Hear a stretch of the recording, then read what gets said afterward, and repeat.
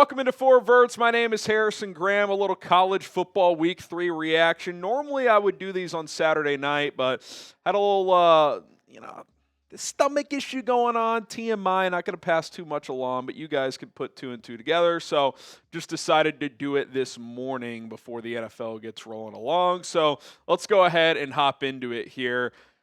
5 takeaways. The biggest win for Texas A&M since when? I mean, how massive of a win was that last night? They beat Notre Dame on the road 41-40. Marcel Reed touchdown pass on 4th down with less than 20 seconds to go.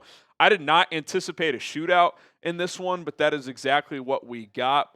Reed is a roller coaster, man. He's fun to watch. He misses a lot of layups, but he makes a lot of big plays too with his arms and his legs, and he certainly did that on that final drive.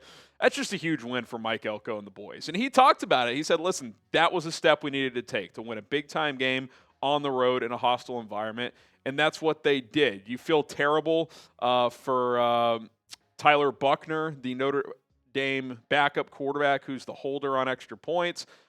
Could not get that down when Notre Dame took a 40-34 lead. You kind of felt it like A&M scores are going to go win this game, and they did. But again, biggest win since maybe Johnny Football over Alabama. They beat Alabama several years back with Zach Calzada too, but that A&M team wasn't that good. Kellen Mond's last year when they went 12-1, maybe there were a couple that season, but that's their biggest win in a while, and A&M's probably going to be ranked in the top 10 this week, and justifiably so. All right, the Vols can't finish off the Dogs as Georgia just kept responding as they beat Tennessee 44-41. A missed field goal at the end of regulation by the Volunteers cost them a chance to win that game in regulation. Ends up going to overtime. They kick a field goal to take a lead at the start of overtime, but then Georgia is able to punch it in and win 44-41. And listen, coming into this matchup, I did not love Tennessee's chances. Josh Heupel was 0-4 against Kirby Smart, average a deficit, 20-point losses. I mean, Kirby has really owned Josh in these matchups, but it felt like as that game was going along, even when Georgia took a lead a couple of times, it's like, it feels a little different. It feels like this Tennessee team is built to beat this Georgia team, at least on this Saturday. Joey Aguilar played really well, especially in the first quarter and especially down the stretch. But, I thought Heupel kind of goofed that end-of-game sequence. And I think Kirby took a really smart timeout with 7 seconds left. He could have saved it and iced the kicker, but he took it with 7 seconds left. And why is that strategic? Because it made Heupel think.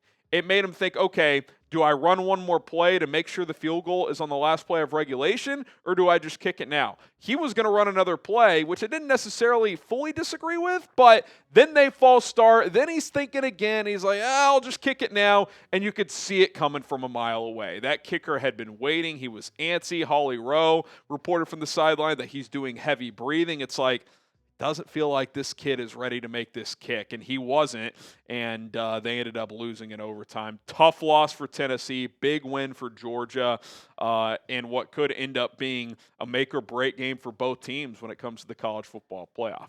Who do you guys think is the best team in the SEC right now? You could argue it's up for grabs. I mean, Georgia, that's obviously a very significant win. Be hard to pick Texas right now. Certainly, we'll talk about Arch Manning here in just a moment. Is it LSU? We'll talk about them as well. Kind of a weird conference right now in the early stages of the college football season. Today's show is brought to you by PrizePicks. You and I make decisions every day, but on PrizePicks, being right can get you paid. Don't miss any of the excitement this season on PrizePicks, where it's good to be right. It's great to have football back, fun at College Football Saturday, full day of games today as well, and I'm firing off tons of PrizePicks lineups. It's very easy to play PrizePicks as you just pick more or less on stat projections on 2 to 6 player lineups. If you get your lineup right, you can win up to 2,000 times your money on certain lineups. PrizePicks also invented the flex play, which means you can still cash out if your lineup isn't perfect. You can double your money even if one of your picks doesn't hit. For week 2, PrizePicks is offering a max discount on Travis Kelce. Just take more than half a receiving yard.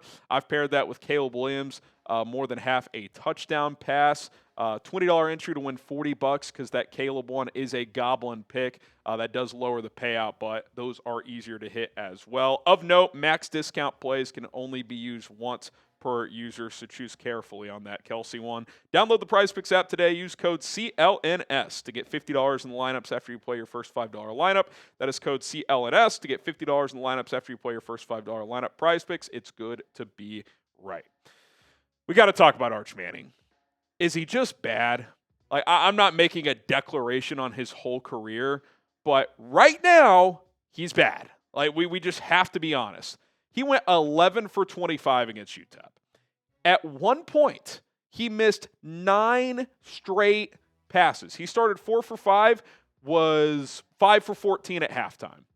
That's just bad. Like, there's no the context here. No, it's horrible. UTEP is a terrible team, okay? Ohio State week 1, road game, good defense, tough spot, right? Totally understandable. First real start of his career. Last week against Sam Houston, he had 5 total touchdowns.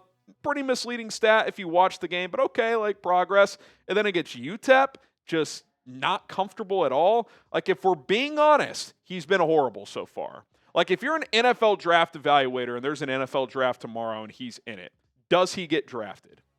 I mean, maybe some team in the 6th or 7th round takes him because you could sell some jerseys.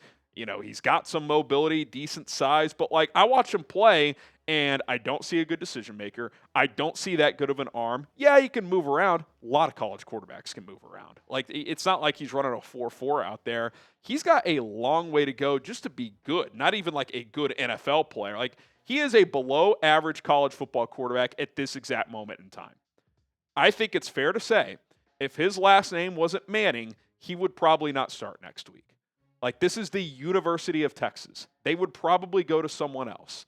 So they're not going to do that. They have another cupcake next week, bye week, then Florida. If they lose to Florida and DJ Lagway, who's also been struggling, is it possible he gets benched? It's awkward. Sark is in a tough spot. NIL's involved. This is a Manning. I don't know.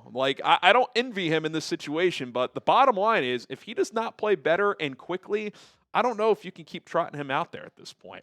Should Texas bench Arch Manning? Type Y for yes, type in for no. I would give him next week. You got the bye week, but man, this thing is it's not even close to being good right now. It's a long way to go just from being an above average college player. All right, a couple more takeaways. Speaking of DJ Lagway, complete flop against LSU. Just not good, man. You throw 5 picks, not good. And I get it. This team is kind of on his shoulders. I'm not a Billy Napier fan. I don't think the skill talent around him is that strong, but some of these picks, the last one, it's just he's rolling around. He's 20 yards behind the line of scrimmage. He floats it to the right sideline. Easy pick. It's just kind of hard to defend that type of decision. He looks bad too. And I think that's an early theme in the college football season. The hyped up quarterbacks have not delivered. Arch, he has flopped so far. DJ Lagway, not that good. Garrett Nussmeier's been fine, but nothing special. Lenore Sellers got hurt yesterday. Hasn't played that well before that. I'm trying to think who else. Cade Klubnik, complete flop. That's been an early theme of this season is the quarterbacks that we were all excited to watch have not played that well to start this 2025 season. And even LSU, I know they won, and Brian Kelly just snapped at a reporter, well, we won the game, didn't we? It's yeah, Brian, you won the game. You picked off their quarterback 5 times and won by 10 points. Congratulations. I mean, is LSU that good? They're obviously good, but people were declaring them national champs because they beat Clemson. Clemson lost to Georgia Tech yesterday. A good Georgia Tech team, but you watch Clemson play, they're a very average club right now. So, yeah, you're happy with the win if you're LSU, but if you're Florida, if you're DJ Lagway, not good. And Billy Napier, I mean, could he be fired today? I wouldn't predict it, but I wouldn't predict him being back next season either. And that gets us to the last one. Who's the true number one right now? I'll say this. The crowd of preseason polls shouldn't exist, which I'm not against that crowd. It's kind of silly, but it generates buzz for the sport, so I understand it. But if you're an AP voter and you vote a Texas team in the top 20, that's you're only doing that because of their preseason ranking. The ammunition that this crowd of don't do preseason polls they've never had more ammo because a lot of these teams have just flopped. To me, these are the teams that have impressed me the most. Ohio State, obviously Texas has not been great to start this year, but their defense is legit. You've seen flashes from Julian Sand. Miami, you listen. They have a win over Notre Dame. They have a win over. They crushed South Florida yesterday, one of the better Group of 5 teams. You could argue they're the best team in the country. Georgia, big win over Tennessee. Their defense doesn't look as good as normal, but massive win. LSU, I was just questioning them a little bit, but they still do have one of the better resumes so far. How about Oklahoma? They smoked Michigan last week. And Michigan came back and won by 60 yesterday. So, like, I get it. It's unclear how good Michigan is, but Oklahoma's looked pretty good so far. I think Miami's impressed me the most, just for my test. Carson Beck, look, is he elite? No. But is he playing pretty well? Like, he looks better than a lot of these other quarterbacks we hyped up to start this year. Their defense is much better than it was last year. If they had this defense last year with Cam Ward, they might have won the national championship. They have dudes in the trenches on both sides, a couple of good offensive tackles, that Reuben Bain guy coming off the edge defensively. Like, they have dudes. You watch them play, and it's like, okay, I see the NFL talent. So I would lean Miami so far, but it is Mario Cristobal. Chances are they're going to slip up in some game that they shouldn't. So this season kind of has a 2007 feel to it where, like, no team wants to take the reins, and at the end of the year, it's going to be pretty interesting to see how it all has played out. All right, who should be ranked number 1? If you were an AP voter and you said, hey, you got to vote a team to be number 1, I think I'd put Miami number 1. I'd probably go them 1, Ohio State 2, LSU 3. That'd probably be my top 3 right now, and then I would go from there. All right, that's going to do it for 4 Verts. Appreciate everybody for tuning in. We'll have some NFL content today as well. TBD on a midday video, probably just after Sunday Night Football. We'll react to Vikings-Falcons and then hit on all the top storylines from the NFL Sunday. So be on the lookout for that. My name is Harrison Graham. See you guys soon.